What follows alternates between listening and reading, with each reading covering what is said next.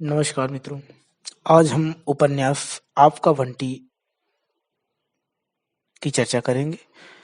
आपका बंटी उपन्यास जो है 1971 में मन्नू भंडारी द्वारा रचा गया है।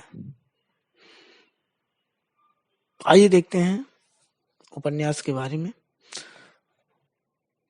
तो यह उपन्यास बाल मनोविज्ञान पर लिखा एक बहुचर्चित और कालजयी उपन्यास है। माँ बाप के झगड़े के मध्य किस स्थिति से या किस परिस्थितियों से एक बच्चे का बचपन गुजरता है। उपन्यास में कलकत्ते के पास ही वाकुरा नामक जगह का जिक्र किया गया है। उपन्यास के प्रमुख पात्र कौन कौन से हैं, तो आइए देखते हैं। उपन्यास के पात्र बंटी जो मुख्य बाल पात्र हैं, माता पिता के होने के बावजूद अनाथ की भांति जीवन व्यतीत करता है। दूसरे पात्र हैं अजय, बंटी के पिता, शकुन, बंटी की माता, बंटी की माँ और कॉलेज की प्रिंसिपल अधिक और स्वतंत्र विचार की स्त्री है।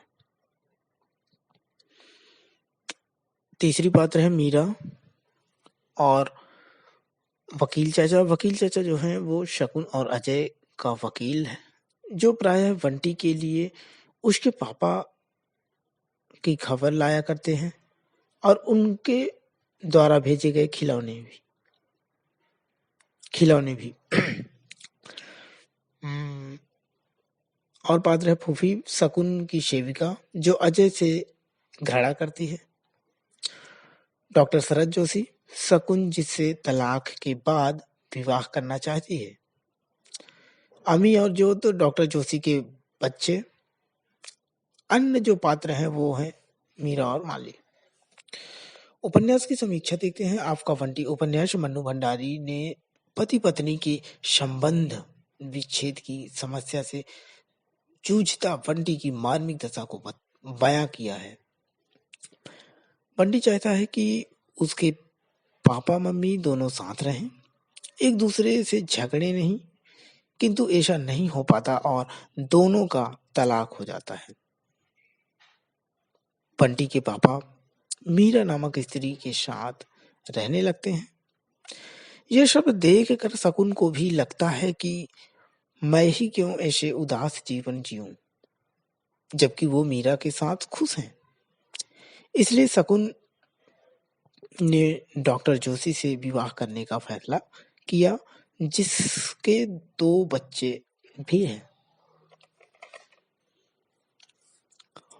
बंटी को डॉक्टर जोशी का घर नहीं पसंद आता और उसकी मम्मी का प्यार भी अब 3 हिस्सों में बंट जाने से उसे बहुत दुख होता है।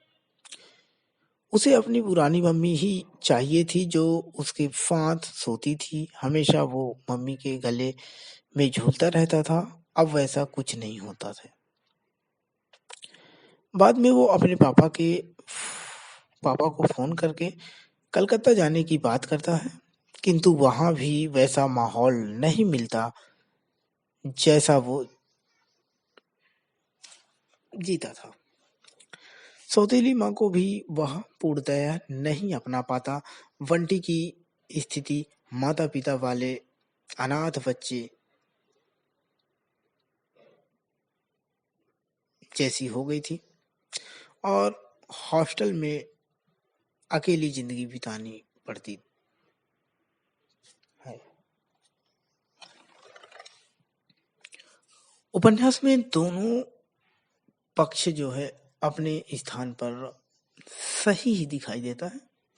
इस उपन्यास में माता पिता का एक स्वार्थी स्वभाव नजर आता है, जिसमें त्याग की भावना नहीं है, जो कि अपने बच्चे के लिए ही एक दूसरे की गलतियों को भूलना नहीं चाहते। उपन्यास का उद्देश्य खंडित रिश्तों को ही दिखाना मात्र नहीं है, किंतु उसका बच्चे पर दुष्प्रभाव दिखाया गया है। शिल्पगत जो परिचय है वो देखते हैं। उपन्यास के संवाद संक्षिप्त और सरल है। भाषा पात्रों के अनुरूप है। उपन्यास की भाषा अंग्रेजी, संस्कृत, तत्सम, तद्भव, उर्दू, अरबी, फारसी का सृजनात्मक प्रयोग किया गया है। भाषा में मनोवैज्ञानिकता और मनोविश्लेषणात्मक दिखाई देती है। यह उपन्यास एक नई बात, नए विचार, नई भाषा एवं नया भाव बोध के साथ हिंदी का पहला सशक्त उपन्यास है। इस पूरी स्थिति की सबसे बड़ी विडंबना यह है कि इन संबंधों के लिए सबसे कम जिम्मेदार और सब ओर से बेगुनाह बंटी ही इस त्रासदी का सबसे अधिक शिकार बनता है और दुख भोगता है। धन्यवाद दोस्तों। अगर वीडियो पसंद आए तो लाइक करिए, शेयर करिए और सब्सक्राइब करिए।